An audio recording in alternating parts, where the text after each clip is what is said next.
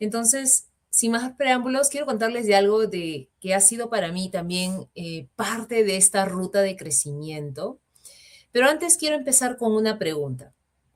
Para todos ustedes, y sé que son de diferentes canales, pero ¿cuántos de ustedes recuerdan haber trabajado alguno de sus diseños y nunca llegaron a poder construirse, diseñarse, no pudieron salir a la luz? ¿Cuántos de ustedes han tenido esa experiencia en la que se pasaron, tuvieron sus momentos creativos, trajeron a la mesa nuevas soluciones, pero desafortunadamente no llegaron a la luz? Más de uno se debe sentir identificado con esa experiencia, me incluyo. Y la verdad es que, y viendo las estadísticas, más del 70% de las ideas que finalmente se empiezan a construir no logran ser finalmente tangibilizadas en una solución final, y solo alrededor del 7% suelen ser las que se construyen y logran pues hacer fit además con los clientes a los que atienden. Y eso es bien interesante porque hoy lo que estamos viendo es que el diseño está evolucionando, ¿no? El, el diseño está cambiando, ¿no? Antes diseñábamos, bueno, y vamos desde los diseñadores que trabajaban la parte gráfica, ¿no? Hacíamos logotipos, ¿no? Trabajamos partes de un gran sistema, ¿no? Probablemente los gráficos, lo más, digamos, unos elementos que eran unos sistemas interesantes para proponer eran los famosos manuales de marca. Hoy, en la parte digital, se ha evolucionado conjunto con otras formas de trabajo y también cómo mantenerlo vivo hacia los design systems. Em, pero en general, esas evoluciones, ese cambio, nos ha llevado a, como diseñadores, ir transformando nuestra entrega de valor y pasar nuevamente, de elementos, de pantallas, de soluciones específicas de nuevos productos, a diseñar experiencias y luego, hoy, cada vez más, diseñar también sistemas cada vez más complejos. Y eso es algo bien interesante de nuestra profesión, ¿no? Constantemente nos va a estar retando. Y si pensamos en esto también, tenemos que tener mucha conciencia de que hoy estamos además conviviendo en estos sistemas complejos con otros elementos claves, en una convivencia claramente importante y en un ajuste de balances que, que afortunadamente forma parte de las cosas que podemos diseñar. Entonces, este balance está compuesto por diferentes elementos: personas, procesos, decisiones, métricas, las mismas operaciones, las cosas cómo funcionan hacia adentro y el negocio per se, ¿no? Y esa dinámica de elementos en este sistema de alta complejidad empieza a generar mucha fricción, mucha tensión, una tensión que se siente muy real y que se vive en el día a día. Porque muchas veces diseñamos una experiencia increíble y los usuarios la aman, pero donde se rompe, digamos, la soga es que no necesariamente escala. Y eso, pues, efectivamente, nos hace a veces, nos hace a veces retarnos y pensar qué cosas no funcionó, nos hace reflexionar cuál habría sido un mejor approach y por qué falló, ¿no? Y hay múltiples razones, razones de que no hicimos fit con el comportamiento o no pudimos vincularnos con la necesidad real o la más profunda que tenían esos usuarios. Puede darse también porque los elementos que se necesitaban para que efectivamente esa solución lograra, digamos, guarecerse en este contexto, no pudo sostenerse. O también hay elementos fuera de nuestro control, como el canal, la tecnología, en fin, que no terminan de cerrar este círculo que forma parte de todo lo que involucra la experiencia. Entonces, y nos pasa, ¿no? Y nos pasa, y no solamente pasa desde el lado de aquí, desde el lado de los diseñadores, sino que también pasa hacia el otro lado, ¿no? A veces también hay un negocio que puede ser increíblemente eficiente, ya máxima eficiencia, mínimo desperdicio, tiene un modelo de negocio súper, súper, súper rentable, pero la experiencia es pobre, ¿no? ¿Y qué pasa cuando un negocio es súper eficiente, el modelo es rentable y el producto no se fit, y la experiencia no nos encanta?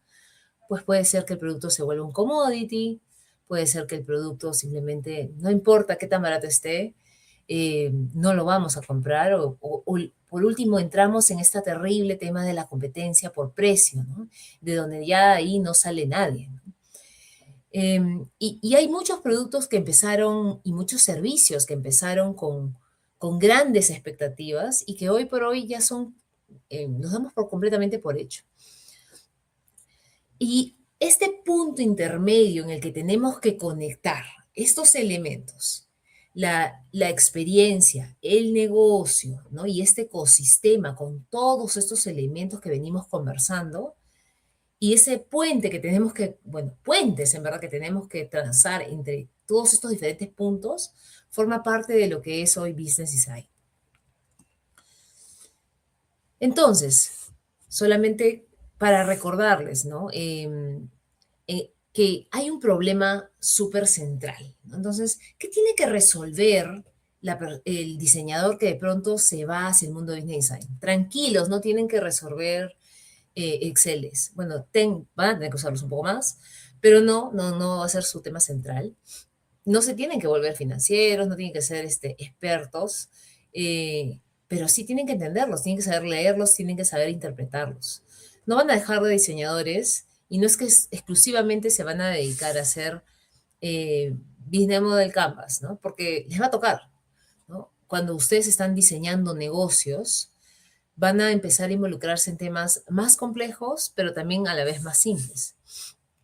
Cuando uno empieza nuevamente a entender que la experiencia sin negocio termina evidenciándose en algo que no va a escalar, algo que no va a poder crecer, y esto es una verdad irrebatible, empiezas a reflexionar de cómo podemos impactar en el valor no solamente para el usuario, que suele ser algo que dominamos mucho, ¿no? Nosotros, a través de nuestros referentes, de nuestro proceso de diseño, profundizamos en las problemáticas de nuestros usuarios, en sus dolores, en las fricciones, en los constructos que lo rodean, en el contexto en el que se desenvuelve. Somos muy profundos en el entendimiento de las personas y el cómo interactúan con ciertos elementos. Pero cuando empezamos a entender el valor en un ámbito un poco más grande, incluimos cómo un negocio, cómo debería diseñarse un negocio para que efectivamente ese valor que es obviamente para el cliente, pero también debe ser para la empresa, para el producto, para el negocio. Entonces, ¿y cómo se genera un ecosistema saludable, sostenible y que puede escalar? Pues entonces tenemos que ya cambiar nuestros paradigmas. Pero hay algo también a la contra que es algo además que muy probablemente todos vivan en el día a día. Y es que el negocio también sin experiencia termina siendo algo que nadie ama, que nadie recomienda, que nadie quiere tener y que nadie necesita o necesita en el caso se vaya a desaparecer o se vaya a extinguir. Estas dos verdades, dos extremos, dos, digamos, miradas de espejo sobre este problema central que debe resolver la capacidad de business design, el conocimiento de business design y este rol, finalmente, es el core central de lo que, y es la intersección en donde business design finalmente puede encontrar valor entre lo deseable, lo viable y lo que finalmente se puede ejecutar. Entonces, ¿qué es business design? Bueno, es diseñar como una experiencia, crea, entrega y sostiene valor en el tiempo. Por favor, y esto es súper importante que lo tengamos súper presente. La mirada, muchas veces nosotros estamos enfocados a veces en resolver cosas muy puntuales. Pero cuando nos empezamos a retar nuestras tres dimensiones y agregamos la cuarta, ¿no? La del tiempo, tenemos que ya no podemos solamente quedarnos con lo que entendimos del usuario, que es la foto de hoy, sino entender de que esta persona va a evolucionar, va a pasar por diferentes momentos de vida, pero también el negocio y los productos. Y, o sea, por eso es que existen conceptos como el ciclo de vida de los productos, ¿no? En donde uno tiene que ir constantemente evolucionando el producto, constantemente entendiendo cómo va cambiando el mercado, constantemente entendiendo cómo finalmente hacemos fit con los clientes para efectivamente ir iterando y repotenciando el valor de esos productos.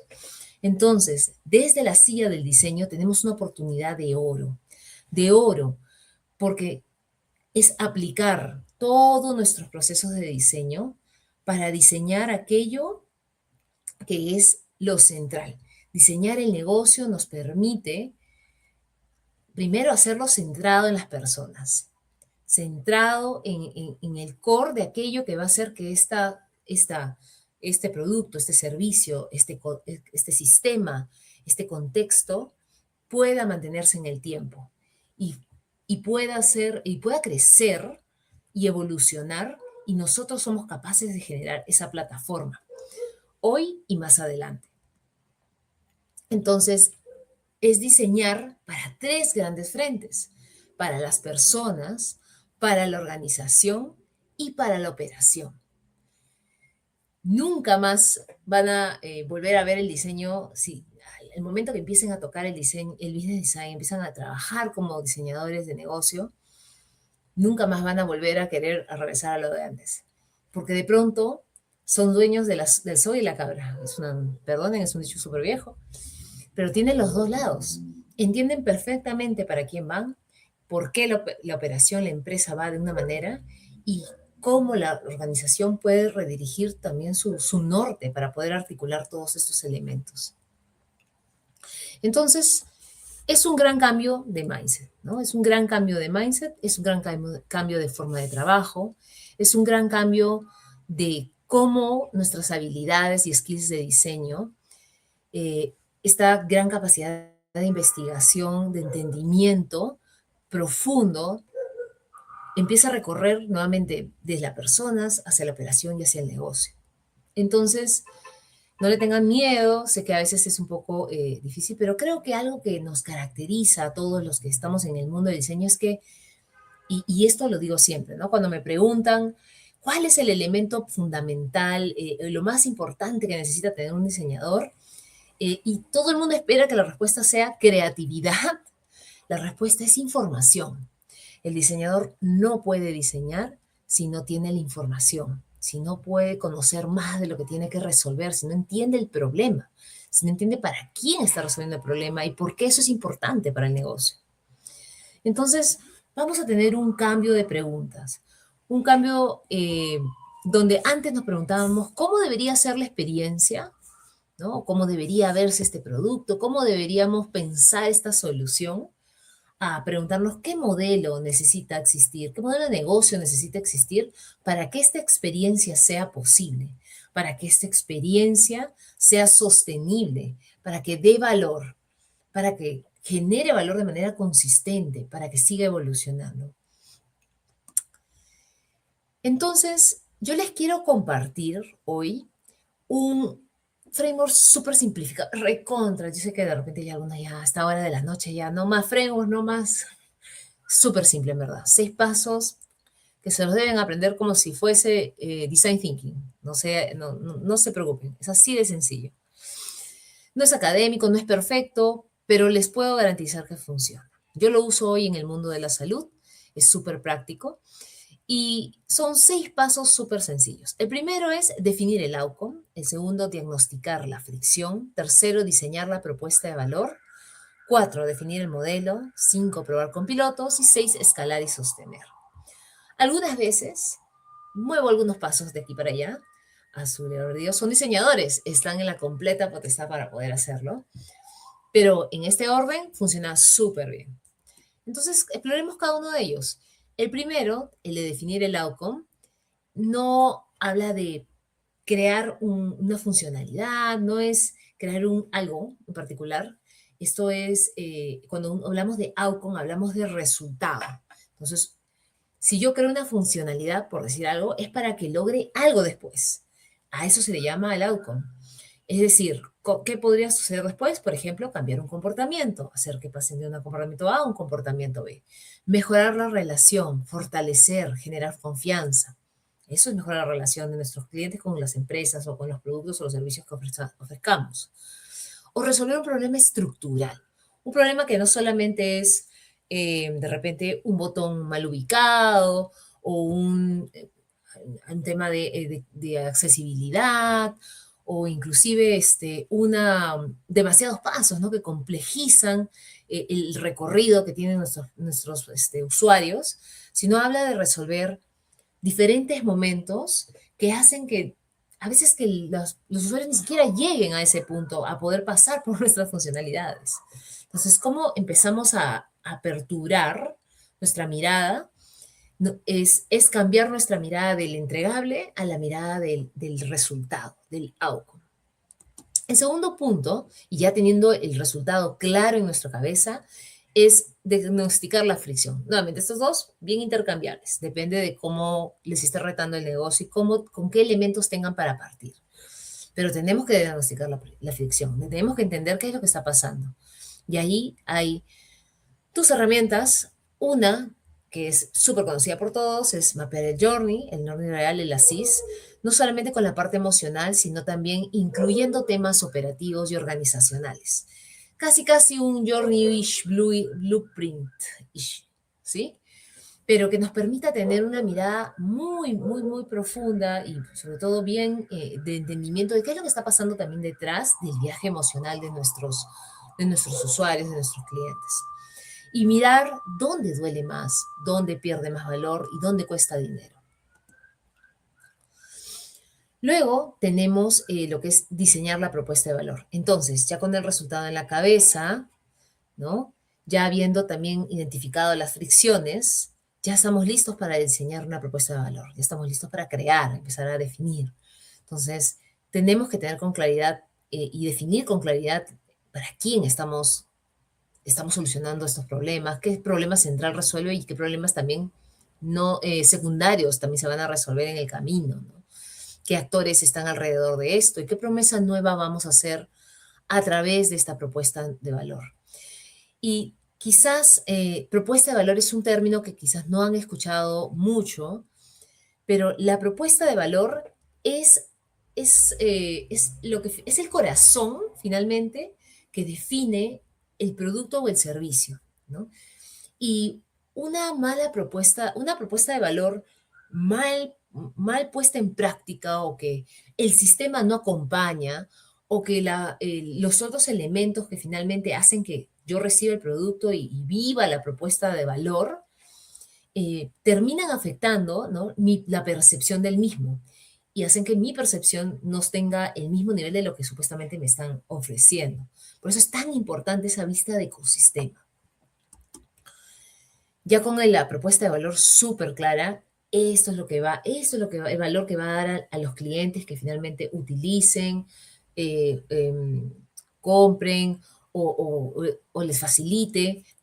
Podemos entrar al mundo de diseñar el modelo y definir los ingresos, los costos, la operación, los roles, los partners y los canales. Un business model canvas en esencia, ¿no? Todo lo que necesitamos saber alrededor del negocio para que el negocio funcione, para que el negocio no pierda el empuje, no pierda sus capacidades y no se deteriore y no pierda nuevamente valor. Finalmente, bueno, perdonen, faltan dos. Demostremos con pilotos. Todo tiene que probarse, ¿no? Hipótesis clara, un MVP de experiencia, un MVP de negocio. Buenísimo tener dos approaches al tema. Y finalmente tener, y esto sí es un no negociable para todos, las métricas. Piloto que no tiene métricas, que no tiene hipótesis clara, que no está bien diseñado el mínimo producto viable y que no tenemos forma de medir el resultado de ese piloto, habrá sido un fracaso del momento cero. Entonces, con completa y absoluta, les refuerzo que sí o sí cuiden esos tres elementos para sus pilotos. Finalmente, cerramos con lo que es definir cómo va a ser el gobierno. Y en el gobierno tenemos que encontrar, pues, quién va a ser el dueño y que va a ayudar a mantener la continuidad de lo que estamos trabajando. Con qué indicadores vamos a medir el progreso, la evolución y que efectivamente llegue a ese éxito que nosotros hayamos pensado para a esta solución, servicio, producto. Y qué rituales van a mantenerlo vivo y van a hacer que se mantenga, ¿no? Esta esencia que se ha definido desde el momento cero. Entonces, ¿cómo se ve esto?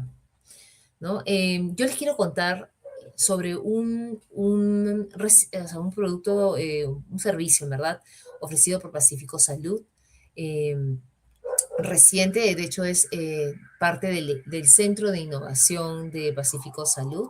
No es mío, pero es parte de los que mis señores y un equipo increíble de product managers, business innovators y múltiples talentos de desarrollo han trabajado en conjunto y muy enfocados en una problemática que seguramente todos tenemos en nuestro día a día. Vamos a ponernos nuestros gorritos de enfermo, nos duele la garganta, estamos un poquito resfriados. Necesitamos atendernos, ya pasamos por el tecito con limón, ¿no? Ya pasamos por la automedicación, nos tomamos un par de panadoles, nada está funcionándonos, nos sentimos fatal, tenemos entregables, tenemos el trabajo, mucha presión, tenemos el perrijo que hay que cuidar, tenemos que pasar esto y necesitamos atendernos. ¿Y cuál es la gran problemática cuando finalmente además tomamos la decisión, la conciencia y la decisión de que necesitamos atendernos? Es que no hay nada para mañana, en esencia. Inclusive en el mundo privado no hay nada para mañana. No voy a entrar al mundo del servicio de salud pública. Voy a contarles un poco del contexto en el que me encuentro yo, que es el de salud privada. Pero cuando tenemos la necesidad de atendernos, pues no, tampoco hay algo para mañana, ¿no? Entonces puede demorar 3 días, 5 días, e inclusive a veces un par de semanas, dependiendo de qué necesitemos. Pero algo que es también bien importante y es un finding que encontramos es que, y de hecho lo descubrimos en nuestras salas de emergencias, es que casi el 85% de las personas que van a las emergencias a atenderse no son emergencias, son las que se denominan urgencias, que en esencia son dolencias que también la gran mayoría de ellas podrían haberse solucionado en consultas regulares, ¿no? Con citas, ¿no? Pero que, claro, y nuevamente, y aquí todos tenemos, ¿no? Toda una curva emocional, una carga emocional súper fuerte, ¿no? El dolor termina acidificando nuestra percepción de nuestra dolencia y nosotros mismos tenemos un grado de lo que es finalmente una emergencia o una urgencia. Pero la realidad es que no, en verdad la gran mayoría son urgencias. Entonces, también nos pasa de que a veces vamos a las emergencias y cuando no tenemos no sé, no tenemos, estamos con un brazo roto, ¿no? Sangrante, entonces tenemos que esperar también, ¿no? Inclusive en esos casos tenemos también que esperar. Entonces, ¿cuál fue el outcome? ¿Cuál era el resultado que buscaba Tesana, ¿no? Tesana quería, y era súper ambicioso, quería facilitar ese acceso a la atención médica inmediata. ¿Cuántos de ustedes pueden levantar el teléfono y les va a contestar directamente un doctor en este momento? Si ustedes en este momento llaman, tienen un número, ¿algún doctor les va a contestar? Pues probablemente no. Inclusive en los servicios de telemedicina, que son bastante rápidos, igual puede haber una demora de 1 hora, 3 horas, ¿no? Porque efectivamente el servicio no es inmediato.